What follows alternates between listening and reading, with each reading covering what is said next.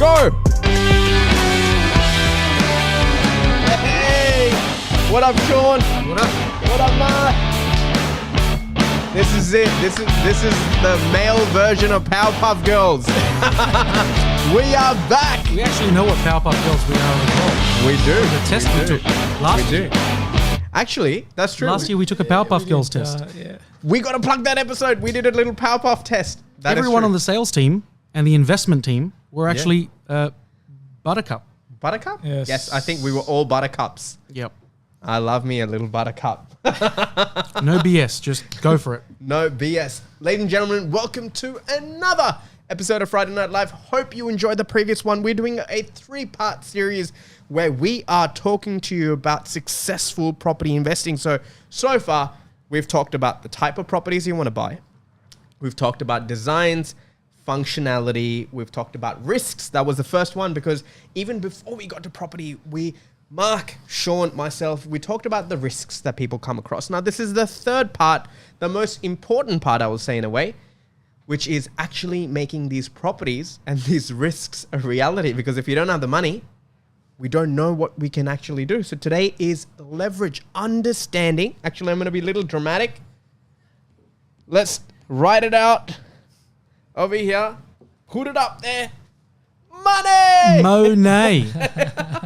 So we are going to be talking about money today. And what is very interesting about the world of real estate, and guys, I have said this example 1 billion times now, and I love this example, is playing Monopoly. And again, to our clients who are listening, to our listeners who are listening, my challenge to you is this. If you want to understand what your default future will look like, sit down with your family, buy a board of Monopoly. It's not expensive, 50 or 60 bucks at Target, I think. Monopoly sponsor us. But go around the board. One of you has to go around the board.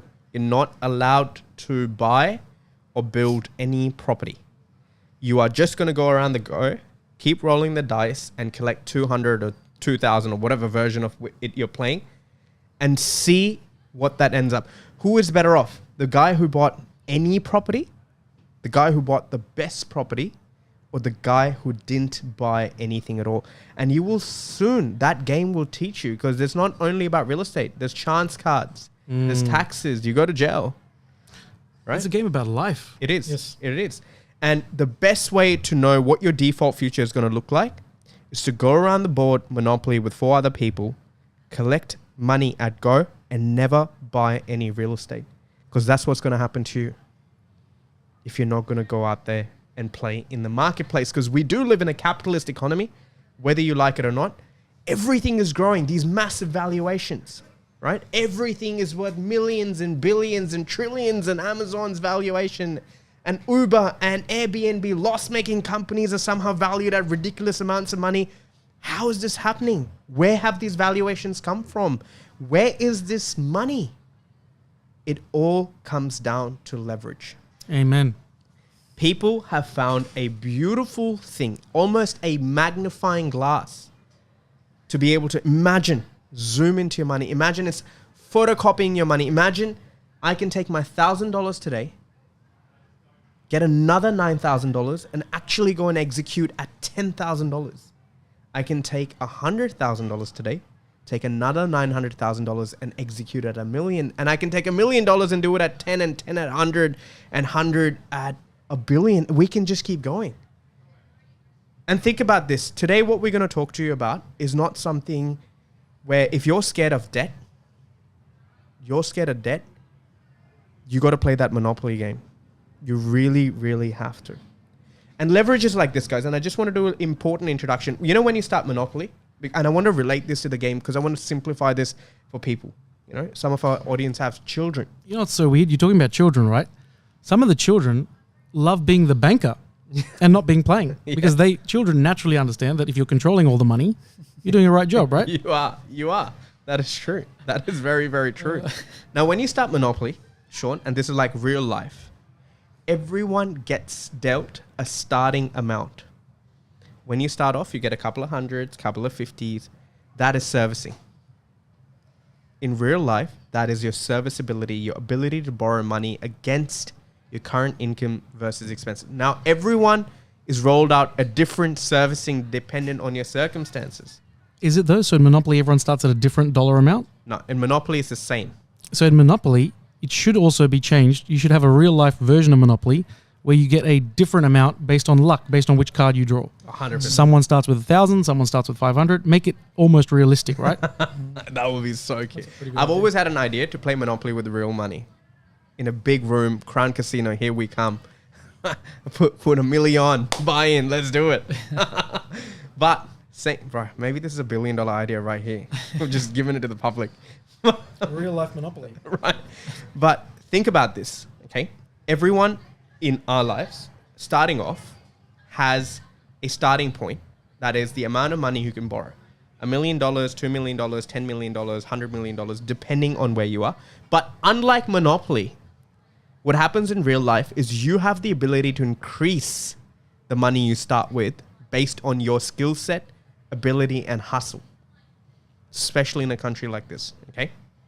Especially, yes, I might start off with a $500,000 borrowing capacity, but if I know the game, I know how to take it to $1 million, to 10, to 100, however much I want. Yeah, especially in capitalistic economies. So Australia, Canada, the US. And let me give you a simple example. So we are at the Bella Vista Hotel, which is a beautiful place, and they've been kind enough to let us record here, and they've got beautiful food and drinks. But speaking of which, just imagine, and I want to give you guys both an example. Just imagine if I wanted to compete with Bella Vista Hotel and have my own bar, but I said I'll just go to Dan Murphy's and I'm going to set up a little shop there and just use my savings. How long do you think I last on the street? You know, not very long. Not very long. But guys like them might not have, maybe to set this sort of place up must have costed him maybe $2 or $3 million, liquor license, insurances, all of the other things, right? $3 million did not come out of their back pocket. It was leveraged. Yep. But they know that I can take $3 million from the bank at 7, 8, 9, 10% and earn 40, 50, 60, 70%. But business is slightly different because you're putting active energy, effort, exchanging time for money and scaling it. Real estate is slightly more passive. Yes. It needn't be as strenuous as business. Let's just say that, right? So today we want to talk about leverage. I think people have the wrong idea about loans. They're happy to afterpay. They're happy to get iPhones on payment plans, and they're happy to buy cars and their principal place of residence, for God's sake. That was on purpose. It was meant to be a joke. The principal place of residence. But guys, today I want you guys, your insights into leverage. I want you guys to explain to our audience, Sean, especially you, the power of multiplying money. Especially me because I'm over leveraged. No, but because you are someone that I have seen from day one are able to explain to people very simply why they should be borrowing money. Sure. And I'll tell you what, Apple, Amazon, all these companies have trillions of dollars, of billions of dollars of cash reserves. Yet when you look at their balance sheets, they're public listed companies. You don't have to take my word for it. They have lots of debt. Why they're not using their own money? Because Apple is going, wait a minute, I've got 90 billion in cash. I'm going to go to the bank of Sean and go, hey mate, I've got 90 billion with you. So I'm all good. Why didn't you give me another 90 billion? Because the interest they're paying on that their 90 billion is just intact. But the interest they're paying on that 90 billion is nothing compared to what return they're going to get. Sean's taking the risk, and the interest they're paying Sean, the bank of Sean, is tax deductible. For Apple. So if it's good enough for Apple, mate, it's good enough for you. Yep. Right? So, Sean, straight to you, without further ado, can you explain to our audience the concept of leverage? Sure. So the concept of leverage for me in investment property, especially in Australia, which market we all operate in, leverage is everything.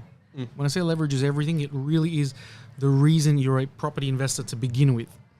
For example, if you have a situation where you're trying to buy a property worth 500 grand, you know that you need to save roughly about $60,000 to $80,000 to purchase this property with leverage. But if you had to wait to save $500,000 to purchase the property without debt, leverage in the language we speak is pretty much debt.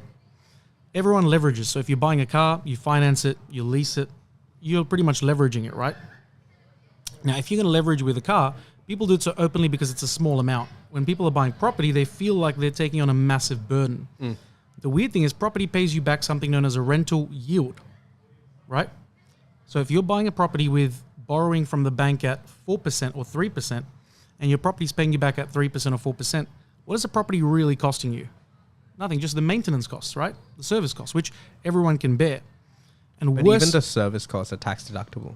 Exactly. So from a reality perspective, it's not really costing you anything. And you can be smart about it as well. If you know you're tight on day-to-day cash, you can buy a property with a really high rental yield.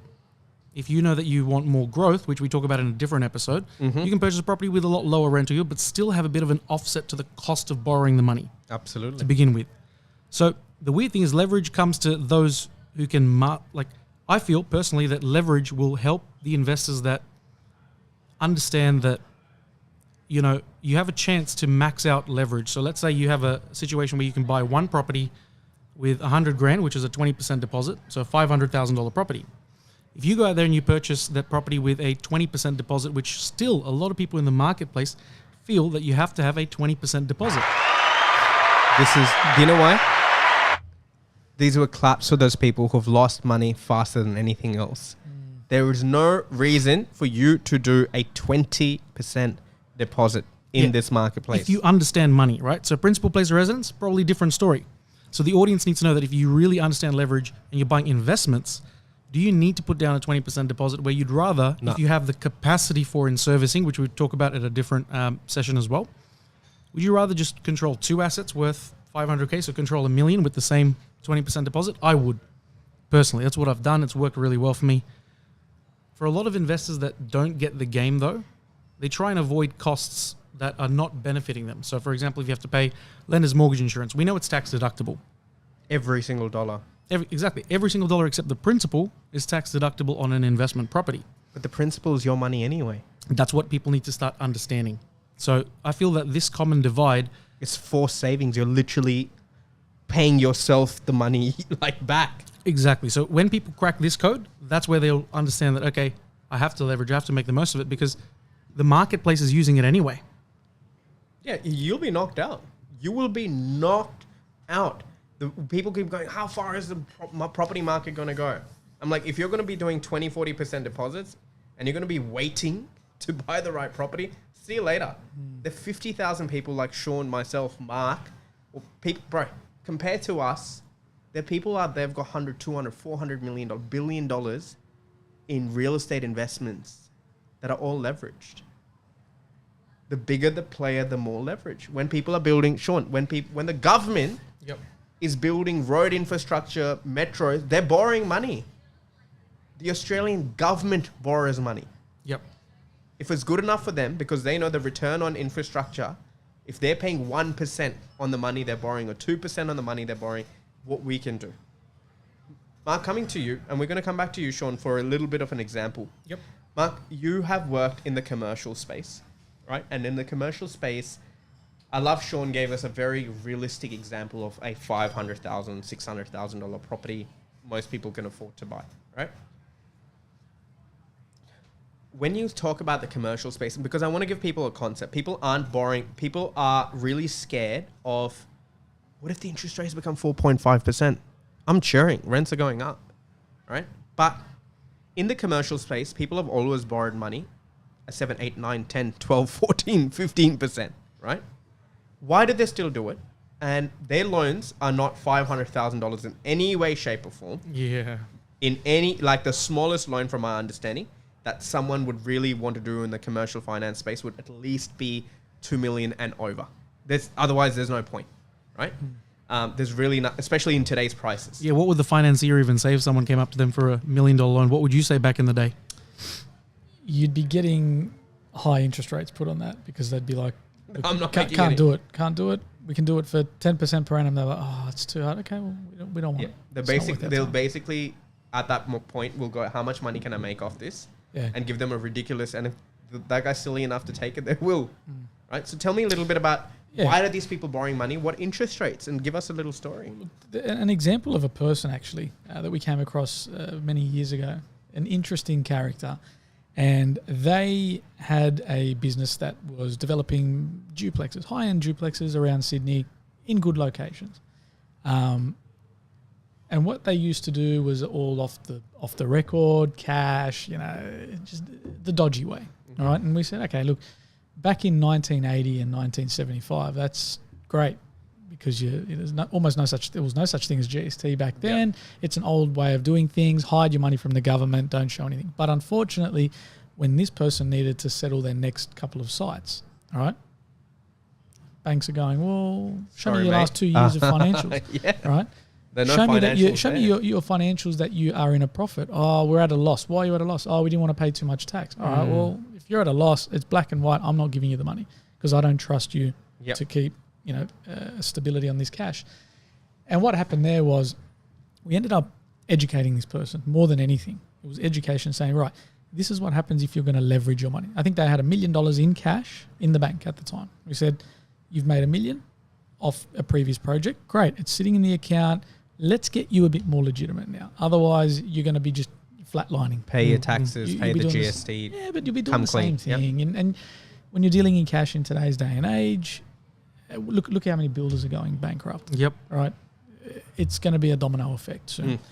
Now, regardless of that, what these guys were doing, or what this guy was doing, was just trying to always do it with cash. We said, now what we're going to do is we're going to show you how to use a construction facility. It's much the same as what we do with house and land, where it's drawdowns across every, Can I digress here? Just a little quick tip for people who want to be developers and all of this. A great starting point, Sean, and correct me if I'm wrong here, is actually going through a house and land, because I'll tell you what, developing a property is very similar to house and land. If you understand the logic of how you can manufacture equity through taking a piece of dirt, the difference is the big boys will subdivide 8 lots and construct 8 properties. And when you're a starter, and that's what you can afford to do, and you're doing more mum and dad finance from CBA, house and land, guys, as a tip, generally, if you are someone who will eventually want to segue into doing developments and subdivisions, house and land is a very safe way. It's almost doing developments, but it's like going bowling with the gutters up. Like, there's very little that could go wrong, provided you've got the right building partner, the right site, and so on and so forth. You're spot on, but the good thing is that the risks and challenges that come up there are in a small scale where you can handle them. Very easily mitigate. We can mitigate them. Exactly. So the analogy of the bowling alley with the gutters up is perfect. Because you learn about things like delays. You learn about things like cost increases. You learn about things like variations. So you understand the game, but in a development space, it's all amplified to another level. Most people that jump into the development game too early can't handle it. That's the main thing. Yep. No, that just reminded me, because we like to give people tips. So again, guys, if you have knocking out a kitchen and doing this and that, and you think you're like some big flipper, flip off. There's no money left in that. But it is a really, really good way to get that experience of how construction loans work, progress payments work. Coming back to you, mate. So this guy, now what did you teach him? Well, they had never dealt with a quantity surveyor to go through the project and say, all right, I can see you've done all these hard fixed items. So you've got your slab, you've got your framework, you've got XYZ. We'll grant you the cash. We can say that you've spent, $500,000 to date. Go back to the bank. Bank will go, yep, we're happy to pay you $500,000. This guy was going to do one project at a time. We were in a position to split him into 2 projects a year now. So his gross realization on one project was, call it $5 million, for example, across these high-end duplexes. Now that doubled, right? It compounded in the same year. From leverage, because we taught him and gave him a good understanding that, yes, it may feel like you're trapped and you're like, I've got a deadline. May I ask you? But you're not holding these properties. May I ask you, what was he borrowing money at? What was the interest rate? Good question. Was it in the 7s? No, look, all in. So there's a rate, there's a line fee, and then there's an establishment fee. If you're talking private or non-bank finance. Non-bank finance. Because I want to give them an example. Right? Sean and I will do the bank finance. I really want them to know how good they have it's always, you need to run your feasibilities at 10%. So you're saying these guys are borrowing millions of dollars. But let me say this is something that I found out that I didn't know about. Old friends of mine that had developed real estate many years earlier. I'm only talking back in 2000 and, let's say 14, 15. So it's not that long ago. Yeah. They went with, one in particular went with Rams for a construction loan on their duplex at the time. Do you know what the rate was back then? What year was it? 2014, 15, 15 something like that. Maybe it was 6.5. But if you're a business lender, then you'd be at 7.5. It was about 8. Oh yeah, 8% all in, and that's a bank. And then you've got all these silly people in today's day and age going, "Oh, I'm going to go to the bank." Okay, go to the bank. And this is what people then don't realize: when you're a developer, it's all about speed. Correct. That's it. Correct. Because the faster you deliver, the less you pay. Correct. Plus, the other thing is people balk at high interest rates, but the reality is a bank's charging you interest for 30 years.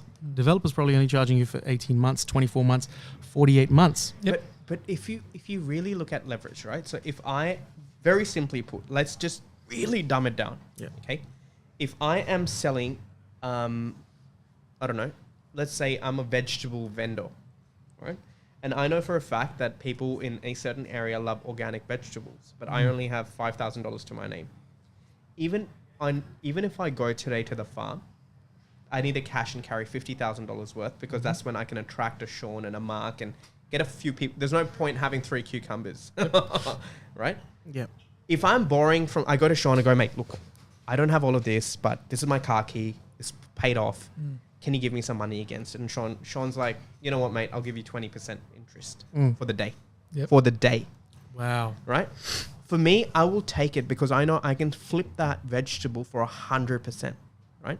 So if I've taken $10,000 from him at 20%, so I got to pay him $2,000 at the end of that day. Wow. Right? But with those vegetables, I can sell them for $22,000 on that day itself. Even if I have wastage, I'll still make whatever, like 18,000. Yep. Right?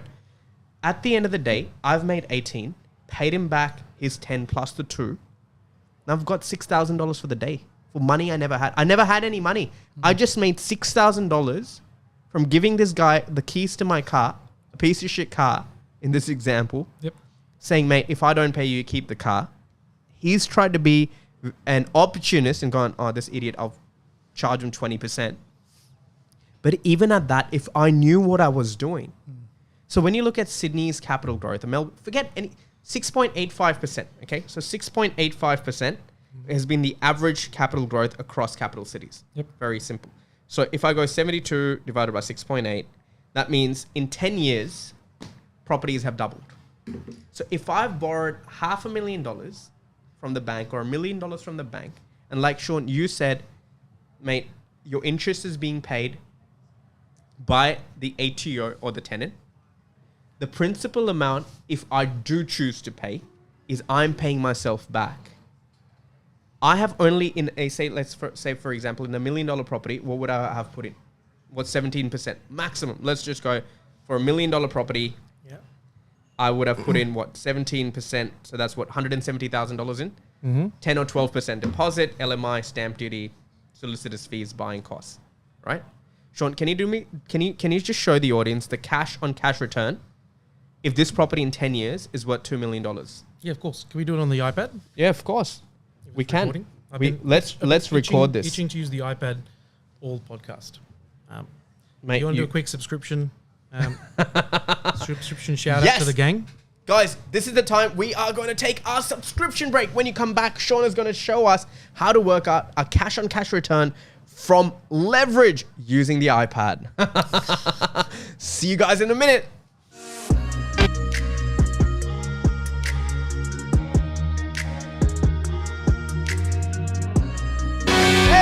Welcome back from the subscription break. Hey, can you get on a YouTube and get some ad revenue or something going in the subscription break? I don't know. Let's sell someone some Panadol. Yeah, I want turtle wax on there or something. You let us know. We'll make it. We'll make that a nicer, little finer nib for you. Yeah, done. Yeah, is that? Yeah, that's perfect. Oh, lovely. Easy, perfect. So we've got some doodling going. Tools of the trade. That is all recording, so better be not drawing up little naughty little Nice diagrams. So what was the question again? Mate, okay, so we're going to do this live. Someone who had a million. So I'm saying million. The average performance of real estate over the last 25 years across capital cities has been 6.85. So if you use the rule of 72 and you do divided by 68, it'll basically give you about 10 years, 10 point something years is where your money is doubled. Sure. Okay? Yeah. Wow. Yeah, 10 point something years. But let's just say 10, okay? For people to understand, okay? I bought a property for $1 million in 2022. And in 2032, let's say this property is worth $2 million. Now, there'll be some clowns up here who'll say, how do you know? Watch the other episodes. That's how I know. Yes. But saying that, to buy this $1 million property, I needed to put in 17%, 170,000. Plus, let's say whatever cost, you take it up to 225, let's say, for example. Stamp duty and everything. Okay. 225. Okay. And now the property is $2 million. My original loan was say 900. What is my cash on cash return? Okay.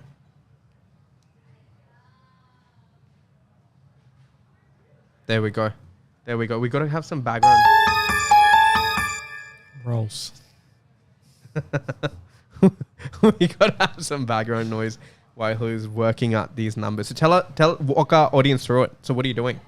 So what I'm doing is I'm doing the cash on cash return without counting rental. No rents. Without counting any rental income. Without counting any Tax benefits. Straight growth. Straight.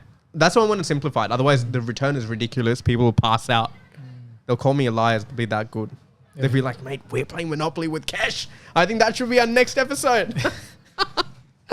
Monopoly with cash. I'd grow up a little mustache. Yes. I look like a little Top Indian hat. Monopoly man. Get a little tux sitting here with a top pretty hat. much made $1 million, right? Yep. You made $1 million on growth. Yep. And let's say, And best part, can you please tell our audience, and I will explain in another episode, this $1 million is tax-free. Equity is tax-free. If I earn $1 million in my personal name, I've got to pay 47% of that to the ATO. Yes. $1 million in equity, and people go, it's an equity, you can't use it. You can do anything with it. It's a superpower. Yeah, it is a secret superpower. You can buy cars with it, you can buy boats with it, but you shouldn't. You should buy houses with it. So the good thing is if you sold it and cashed it in, took it into your personal account, that's where you're paying your Capital highest gains tax. income tax, right? But good thing is a lot of the capital gains tax is generally the deductions you've claimed over time anyway, but we're not counting that. So keeping it nice and simple, you made $1 million on a 225K investment, right? Yep. So the best way to look at it is $1 million over your 225 original investment, which is actually 4.44, which is what 444%. And that's actually divided over the 10 years. So if you want to look at an average per year of what you actually made, Drop it. made 44% a year return on your original cash. That's with a high deposit of 17%. All I hear is, that's it. That's what my bank account is doing right now. Hey. Ladies and gentlemen, we have just shown you how leverage works. How can you...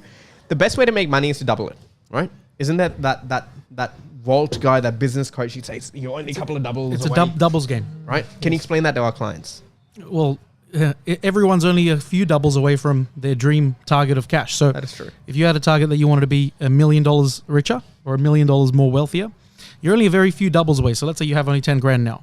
10 grand doubled in a 20 grand is how many doubles? That's one. Yep. So how many doubles do you think you need to hit $1 million? I don't know. Take a guess.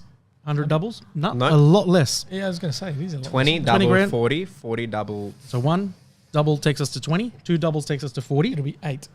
Exactly. So 3, 4, 5, 6, 7. Only 7 needed to take you So you're well saying over if I can take 1.2. $10,000 and double it 7 times, that'll become $1 million. Exactly. And what's If I the easiest doubled way it to double 100 your times. money with leverage? Go to the Ladies and casino. gentlemen, this is the get out of jail card. It's like offering someone a penny on day 1 of 30 days. You either get a penny that doubles every day for 30 days, or you get 10 million or 20 million cash up front right now. Which one are you taking? The penny that doubles every day for 30 days, or the 10 or 20, 30 million cash right now? A lot of people go, I'll take the cash right now because I know how to invest it. The good thing is when you actually get to day 30, the cash is so much that even if you were the greatest investor of all time, you still won't make up the difference. Mate, That's the you are problem. the greatest investor of all time if you're doubling a penny every day. Of course. that is the ultimate game. That is like Uncle Scrooge.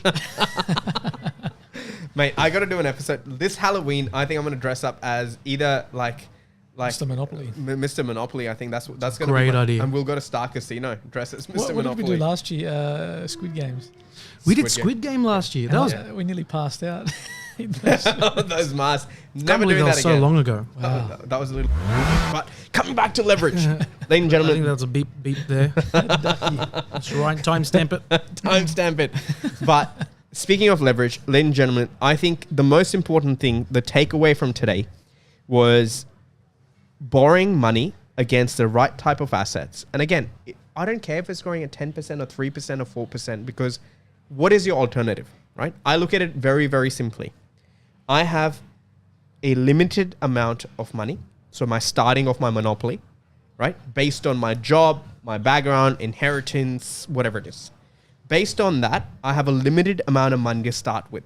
Everyone does, right? Even if you were born with a platinum Daytona spoon, right? They also have limitations. Even Warren Buffett has a limitation, right?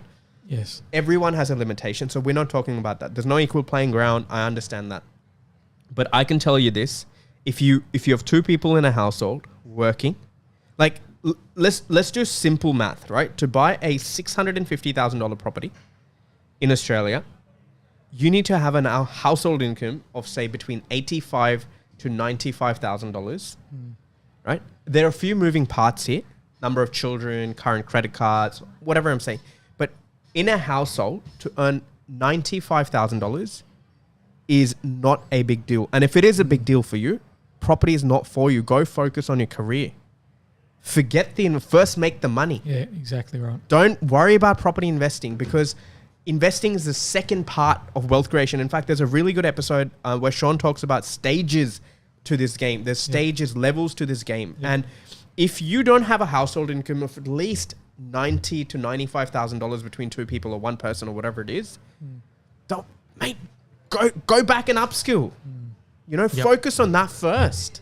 Yeah, people usually assume that where they are from an income perspective is where they're sometimes meant to be, or that's their destiny. Yeah, it's not true. It is not true. Of course, it might be tough. Like when I had to make the jump to get into investment real estate, I had to actually leave a very stable, well-paying job to earn a lot less. But the way I was taught to see it was you're doing training, right? A lot of people that get into, let's say, putting in the sales, insurances, real estate, the reason they don't last is because it gives you a financial hit in the beginning. But it's just like training. So even university, you pay so much up front. They don't even guarantee you a full-time job when you get 100%. out. 100%. Right? 100%. You've spoken about this, I think, last year a couple of times. That is true. That is true. So, guys, look, you don't need to be making gazillion dollars to invest. Obviously, you need to be making at least $95,000 and above to go buy a decent property given the prices today.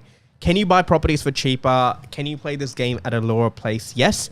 But sometimes for me, this is my personal feeling. For me, I feel I'm in control of my income, and I know for a fact that I can scale my income, and I take responsibility for that, right? And if I wasn't in the position I am in right now, and I didn't have any real estate and I wasn't earning what I'm earning, I would actually focus on building up my career before I get to real estate. But if you've already ticked the career, you've got a secure job, things are going along, don't sit on the fence.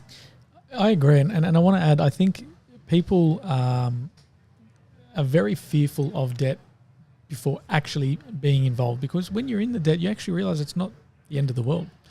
You get monthly installments taken out, yes, and they can go up with interest rates going up and P&I kicking in. So do rents go up if you bought in the right property. That's why we've done this 3-part series. And we can also park our cash into the stock market and lose 50% of it tomorrow as well. Of course. And Marcos, technically today, from an investor and investment mindset perspective, is officially the smartest investor in the world.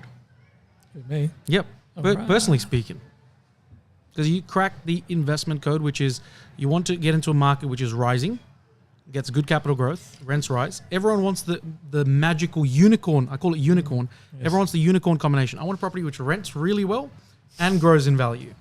That only happens at very, very minute times in the whole 12-year cycle. It happens like once in 100 suburbs or once in 300 suburbs. 100%. I wish I was 6'6". I would be ripped, eating no matter what. I would never have hangovers. And no matter whenever I took a shit, it would just be gold. How about that? Mate, come back. Are you living in the metaverse, ladies and gentlemen? Luckily, Michael Jordan can earn $1 billion, but his still stinks. So, guys, jokes apart, forget the very simple thing. Your money in the bank, what is it doing for you? Your money in shares, what is it doing for you? Your money in property, what is it doing for you? Understand where you are. We love real estate for two reasons. One, we have a personal bias, and second, it's a business bias. I completely accept that. But in a country like Australia, if you're going to sit on the fence, like, you are really ignorant if you can't see what's happening. Even if real estate performs at 4% per annum, forget the 6s and 8s and 10s. You're better off than leaving money in the bank. If you buy one extra property and hold it for 20 years, that will literally, for most people, take a dump on what their super has done for them. And the amount you got to really do to hold real estate is not a lot. Where you have these horror stories is when people are trying to cut corners. Yep. Yes. Right? And they're over leveraged as well. Yes. Mate, So you don't want to be over leveraged for sure. where you go wrong in real estate is when you're trying to buy champagne on beer budget. Be very, very clear Yep. on where you're starting on the monopoly, bro. Everyone can't start from Mayfair. Yes. You might buy the early little rubbish properties, maybe a little electricity box, whatever it is, and you work your way to Mayfair. And some people do. Be honest with yourself and see where you're starting from. And I think you have to plan out, and I don't mean to cut in here, but you Yeah. gotta plan out how long you're going to sustain the debt for, and what's your peak debt level. Because What is you've your got- exit plan? You got to deleverage at some stage, right? You talk about it quite a lot, Kesh. Yeah, Both you guys do in a lot of client meetings, but I'm going to do a shameless plug here. Producer Ryan, can we have Sean's high asset selection webinar link in the description? I think people should watch that Now because let's have a visual of it somewhere here. yeah. Oi. And it's not a shameless plug. Okay. Like, look, guys, the idea is that, of course, we want you to get value and watch that because that really explains the goal, the check, the deleverage, the good quality assets versus bad quality assets. And we've done a 3-part series. So if you haven't been taking notes and you're still confused, come and have a chat with us. There's no reason to be shy or we with actually anyone know else. what we're talking about. Yeah. The goods, the bads, the uglies. Now, before we wrap up, ladies and gentlemen, it's going to be our Rapid Robins for Friday Night Live. People love him. People love him. What are Rapid Robins, Sean? So Rapid Robins last year, if you guys remembered, was you take on 2022's best performing suburb. Yep. Because we're almost heading into halfway through 2022. Can you believe it? We're going to be looking at towards next year. So all of 2023. What's your general prediction from an up or down perspective? Yep. So like the ticker across average cities. So not every city. One thing we know and we teach clients about is that every city performs at a different time. But what's your ticker for the average property market in 2023? Slight up or actually not even amounts, just up or down? What's your general prediction? I reckon national average up. So I have my reasoning behind it. So advertised stock levels. In general, stock levels are all-time low. Borders are opening up, so there's not enough housing in general. Advertised stock levels have barely recovered. Especially in Melbourne. Don't sleep on Melbourne. Don't sleep on Melbourne. Don't sleep on Adelaide and even Perth now. Yep. So there's not enough stock. People have made more money than they ever had in the last 2-3 years. And now people have realized that this is great. Even if it's a 10, 12-year game, people who have servicing will go out there and do that. Yep. Plus, through COVID, I don't know what most people have felt, but a lot of our clients, us, financially, we're far better off than we were pre-COVID. E-commerce businesses, IT businesses. Health as well. Health businesses are up. People made money bank. Cleaning businesses too. Cleaning, Cleaning businesses have taken off. So there's a lot of capital out there. Even if interest rates go up, they're going to be relatively cheap. This country is used to paying 15, 16, 17%. Maybe the current generation doesn't remember it. People have done that and there's still capital growth that happened. So for me, am I going to see 20, 40, 50% growth? No. Am I going to see a good, healthy national tick across the board for another 10%? Absolutely. I see Sydney, some suburbs slowing down, but in one of the more affordable emerging land markets, we'll still start to see a little bit of ticking because people are still trickling in and trying to buy real estate. Yep. Excellent. No, this is great. What do you reckon? Yeah, I agree. And not trying to be biased towards real estate, but I think what we're going to see is, again, on the back end of what Kesh is saying, a slowdown in growth rate. I think we were proven in 2020 when COVID first hit the globe. Yes, it was a big hit to any market, any personal circumstance, so on and so forth. But we recovered very quickly. Yeah, and what I noticed is in COVID as well, the market didn't really crash. No. It just paused itself. Exactly. Because it was getting ready to grow, and I could tell that from tail end of 2019. I made a video in, I think it was October or September. Actually, no, sorry. The month before COVID, February 2020. I made a video, put it on LinkedIn as well. I said there's an energy back in the market and you can feel it from a buying perspective.